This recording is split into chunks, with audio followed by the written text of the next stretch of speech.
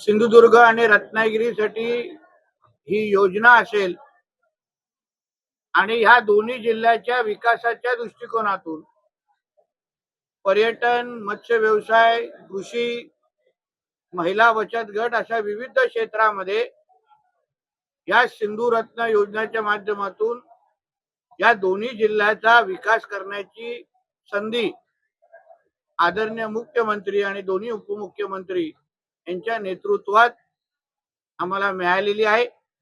सिंधुदुर्ग जिल्ह्याचा पालकमंत्री म्हणून मी आदरणीय मुख्यमंत्र्यांचा आणि पूर्ण दोन्ही उपमुख्यमंत्री आणि पूर्ण कॅबिनेटचा मनापासून आभार मानतो। 400 कोटी जवळपास या योजनेसाठी दोन्ही जिल्ह्यासाठी तरतूद केलेली आहे। या योजनेच्या अध्यक्ष हे पालकमंत्र्यांना केलेलं आहे पदसिद्ध म्हणून, आणि एक मुख्यमंत्री नॉमिनेटेड एक सदस्य उपाध्यक्ष असणार, कलेक्टर आणि अन्य प्रशासनाचे अधिकारी असणार, आणि म्हणून सिंधुदुर्ग आणि रत्नागिरीसाठी हे विकास करण्याच्या दृष्टिकोनातून अतिशय सुवर्ण संधी, महत्वाची सुवर्ण संधी आम्हा लोकांना प्राप्त झालेली आहे।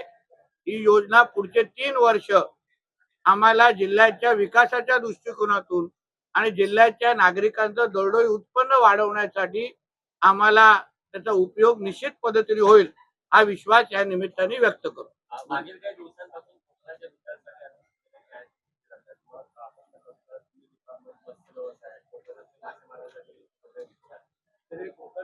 दिशेने बघा, सिंधुदुर्ग किंवा कोकण हा विकासाच्या दृष्टिकोनातून अतिशय महत्वाचा भाग आहे।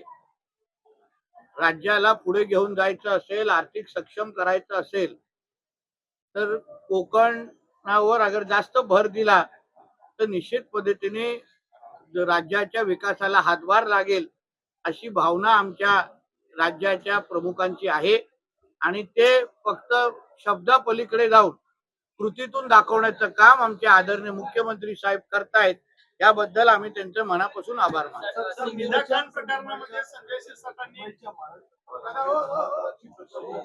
आता ह्याबद्दल ही ब्रीफिंग आहे, खालती जाऊन ती बोलतो। याबद्दल मंत्रिमंडळाच्या संदर्भात ही ब्रीफिंग